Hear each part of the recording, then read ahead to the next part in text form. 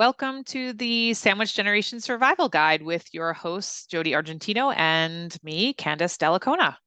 Hi, Jodi. Hi, Candace. Glad to be back. Finally, we took a little hiatus. Yeah, we both enjoyed the summer. We got the kids back to school, and now we're digging into another episode of our podcast. And we're going to be talking today about the blind side of guardianships. We've touched a little bit on some current events, but I think this is our first uh, like delve into talking about our practice areas and how those things are represented in the media.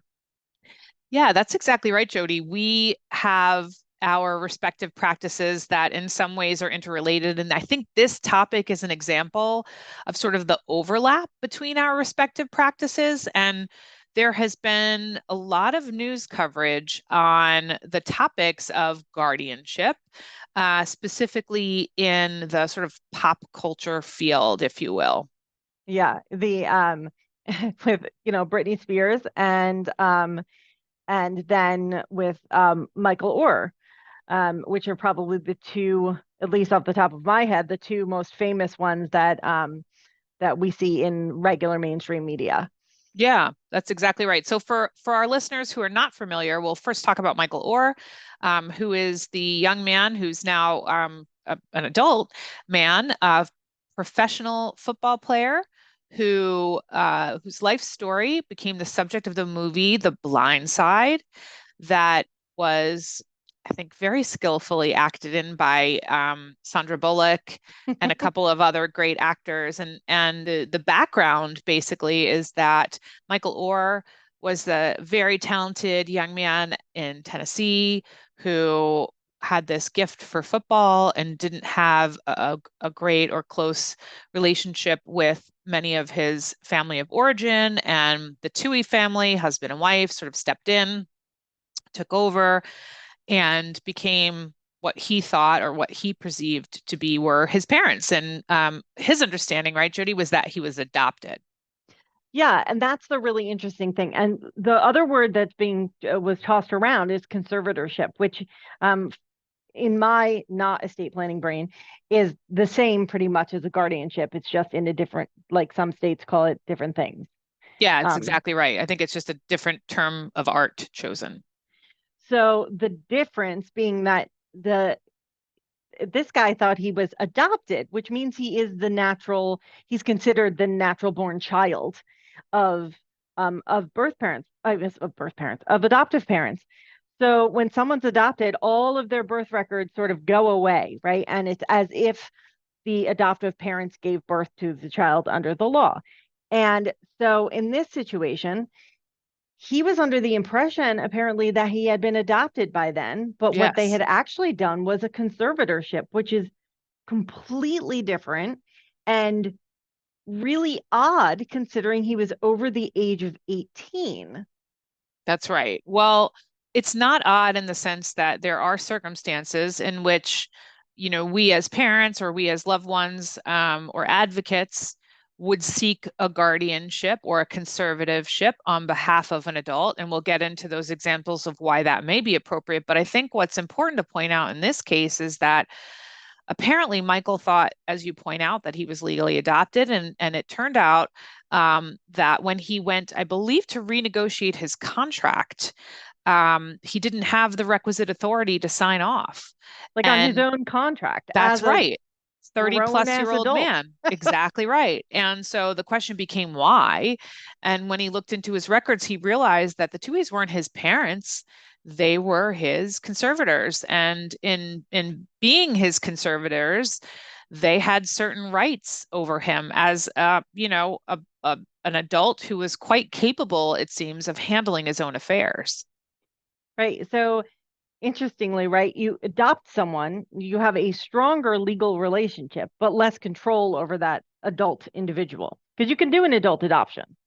Um, and they could have done an adult adoption. I'm not sure why they didn't do an adult adoption, except that it would have made Michael literally one of their children, but it wouldn't have given them any control over Michael Right. because he was an adult. So I think they said I read somewhere that they had said, well, it was quicker to do it this way or something like that was like the excuse, but it's a completely different vehicle.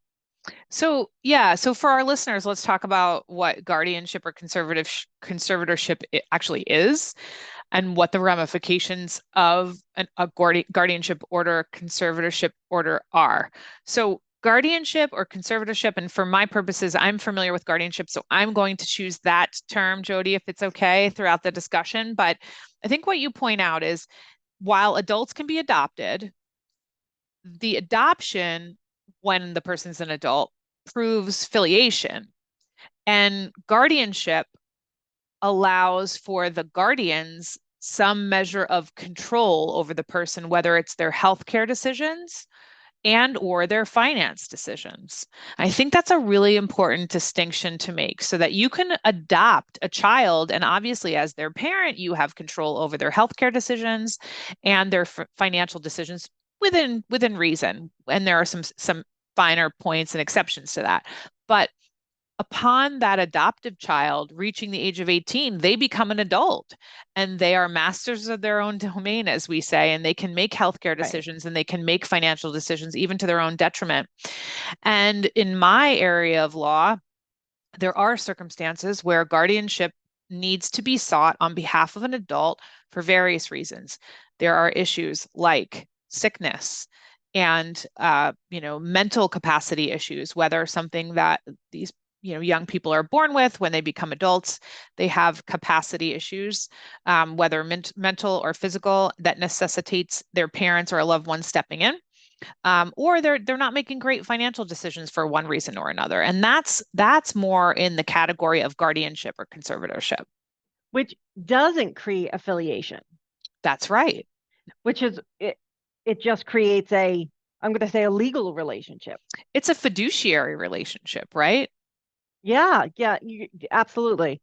Yeah. And I was saying how that's I come across guardianship sometimes in family law in that like recently there had to be one appointed for a defendant in a domestic violence situation because she was really incapacitated. She wasn't understanding anything that was going on. And so it ended up that I think it's the Office of Public Guardian, became involved. And of course, there's no affiliation there. It's just a random person that is appointed. I mean, not random, they do this for a living, but it's it's not a family member, it doesn't need to be a family member. There's no anything other than a fiduciary relationship Right. happening there. Right. Now, you know, to delve a little further into Michael Orr's case and then, kind of span out and talk about other examples like Britney Spears. Michael's case, he was under the impression that these people were now related to him as an adopted son. He didn't realize that he didn't have authority over his own assets or his own decisions. So And crazy. there have been allegations that he was sort of tricked into signing documents and things were misrepresented. Additional allegations include that monies are not accounted for. So what happened 2 weeks ago is the court in Tennessee dismissed the conservatorship, and now the question becomes what sort of fraud, if any, was committed, and likely they'll do some kind of accounting, which it would surprise me if the Tuohys haven't been doing all along, because here in New York, guardianship requires the accounting when you are in Sure. charge of someone else's money and they're your ward, whether it's a familial relationship with the guardian, or not, a professional guardian like a lawyer, that person is supposed to submit to the court accountings from time to time, at least annually. Right. I mean, don't they have to do like tax returns or things like that too? Yeah, for sure. I mean, so there's a question here of what happened in the last 10 or so years, or how was the information presented to Michael in such a way that he really didn't seem to understand what they had done?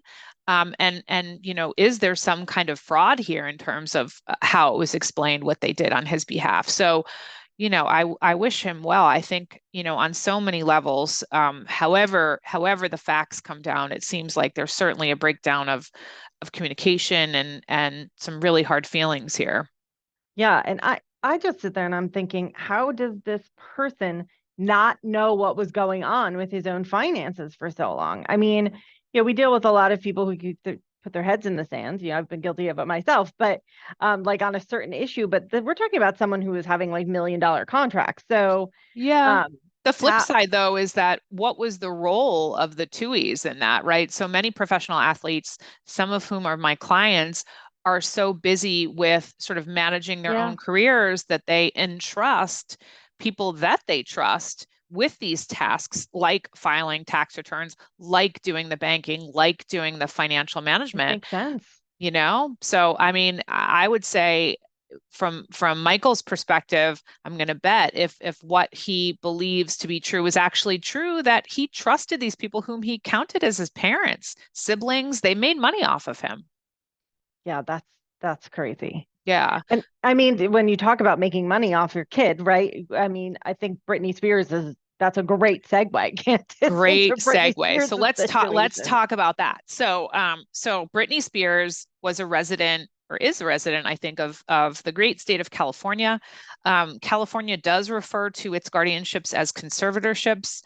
And one of the really interesting things about California is that guardianships can go on forever, even for young people. I think one of the things that New York sort of prides itself on is that our guardianship statute, which is under Article 81 of the mental hygiene law, is supposed to be tailored to suit the individual so that a Britney Spears type person with Britney's perhaps issues or what her issues seem to be. And again, I don't know what they are exactly, but what we read in the media is that it seems that she has some mental health challenges. And so in New York, I think there would have been sort of a revisiting of the issues once her symptoms of her mental illness troubles maybe were abated by doctor's care. And the question in California was, how the heck did it go on so long? Right. First of all, and second of all, my goodness, did they get paid a lot? I feel like I saw somewhere the hourly rate and it was really absurd amount that like I don't even know, but I did read somewhere her allowance was like $2,000 a week, Yeah, like that she was provided. And we're talking about Britney Spears.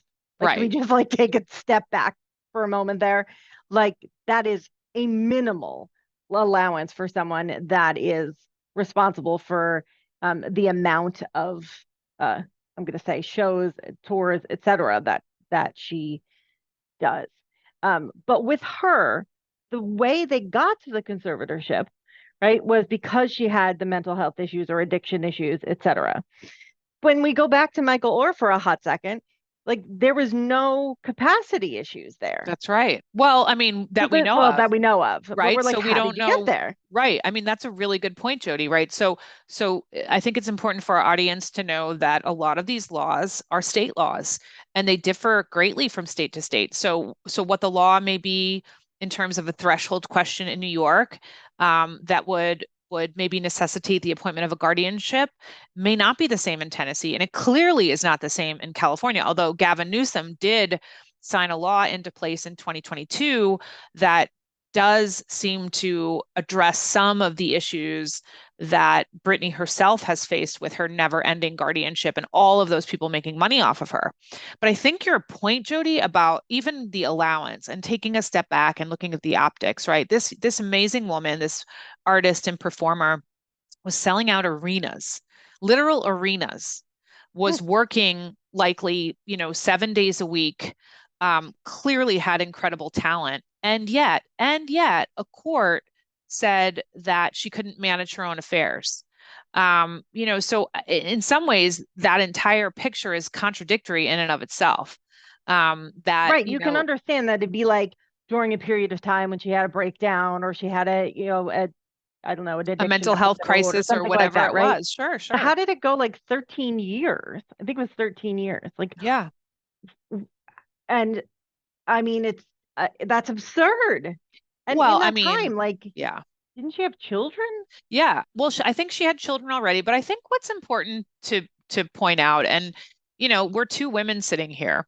right? And I don't think that we should overlook one of the major points is that she's a woman. And I do think that there is a real historical context here of Yeah. women in Hollywood, celebrity women who are somehow labeled as quote unquote unstable. And unfortunately, there's a pretty dark history with people being labeled in such a way as not being fit and not having the requisite capacity to manage their own affairs. In years gone by, they called it hysterical. Now we're Yeah. calling it, various mental health issues. But what remains to be But there's seen. still a stigma. There's still a stigma for minorities, right? Huh. Yeah. Well, I mean, yes. And I think it's interesting too that one of the people appointed as guardian over Brittany was her father, whom I understand didn't even have a close relationship with her and was making a very generous salary just serving in that role as her guardian, paying himself, paying the lawyer. And, while those things do happen in New York, it seems to me that certain states are better at having a bit of oversight to make sure there is not the same level of abuse. Although there is a pretty famous artist here in New York City, whose family alleges that the guardian is taking advantage of him. So no state is immune to these sorts of troubles. What you're doing is you're taking away a person's civil rights with guardianship. I mean, that's really the heart of the matter. Which in all stretches of the imagination, if it needs to happen to protect somebody, should be short-lived.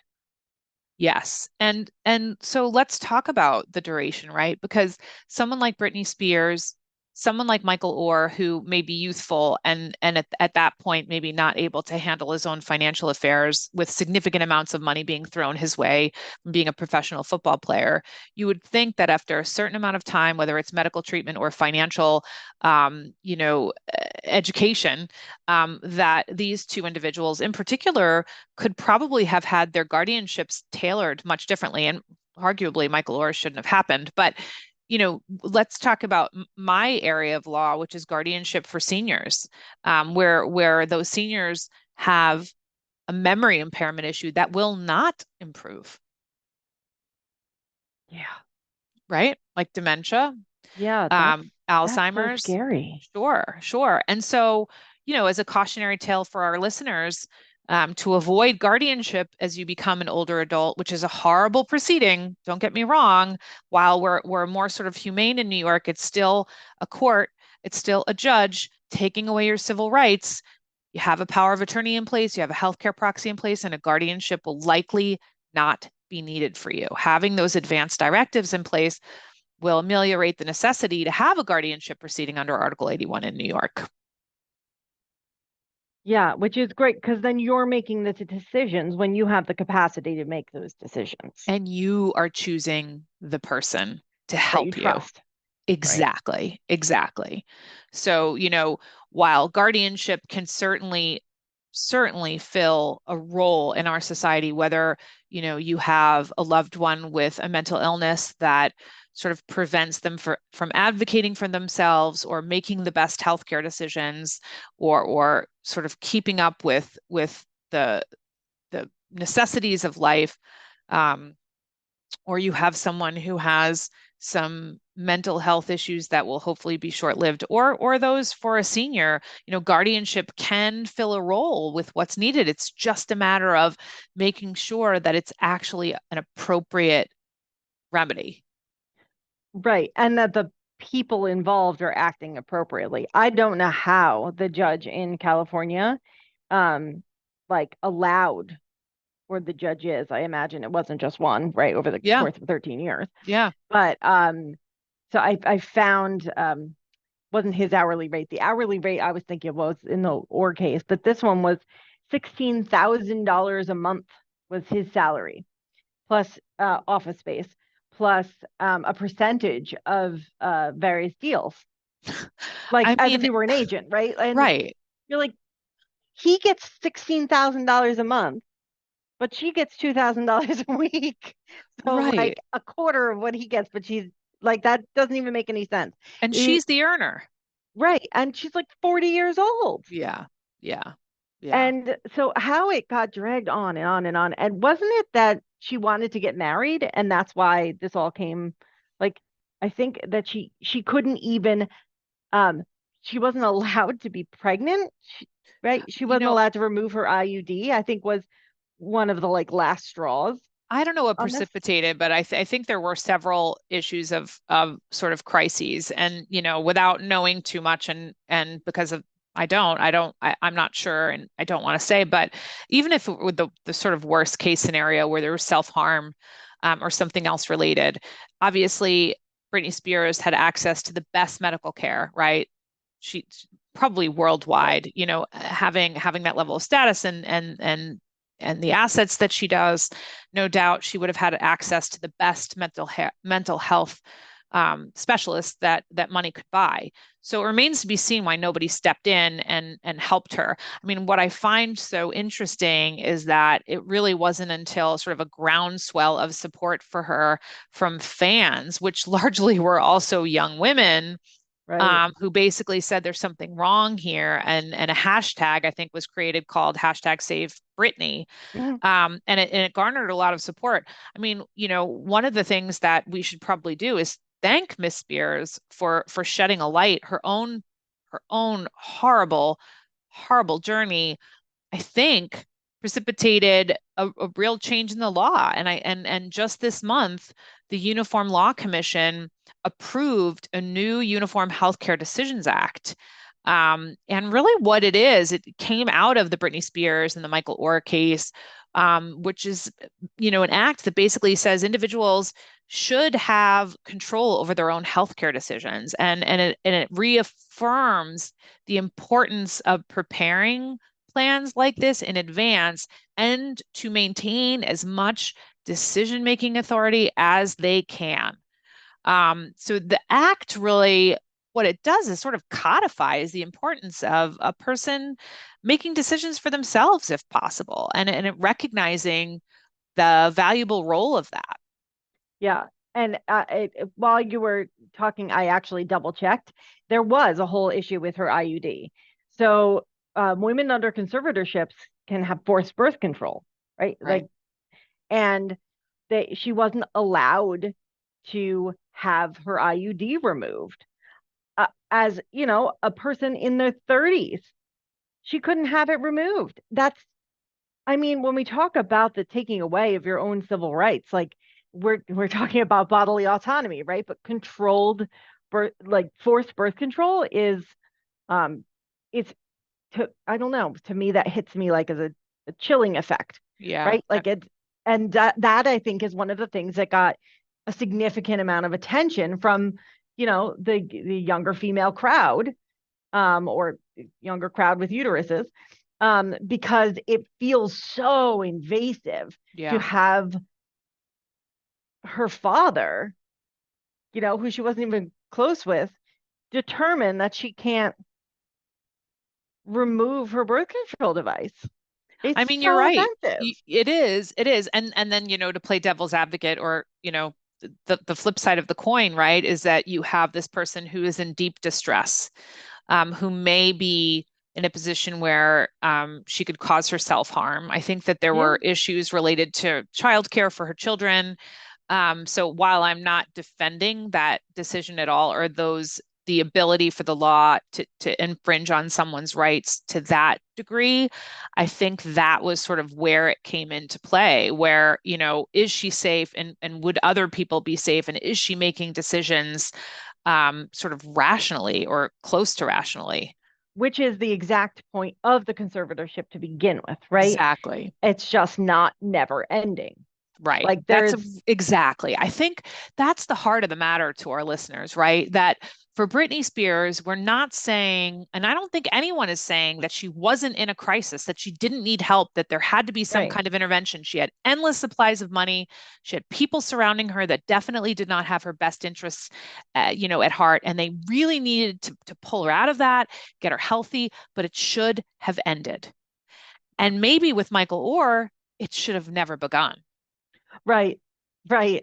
We don't know. I mean, that's the most curious piece of that whole situation is that what did they base it on? Yeah, what Like, actually happened? like I guess we'll find out. I'm sure that, eventually, you know, right? once all of the issues are settled, and an accounting is done, it'll be clear whether or not there was wrongdoing. I think, but the bottom line is this young man at the time, you know, seems to say that he had no idea of the rights that he was sort of signing over. So, you know, I do think it brought our sort of practices to a place where we really think about the role of these legal remedies in everyday lives. And I think it's important for parents to think about too that, you know, you could have a child with some impairments, whether it's addiction issues, mental health Yep. issues, or even, you know, congenital issues that prevent them from making decisions. There are so many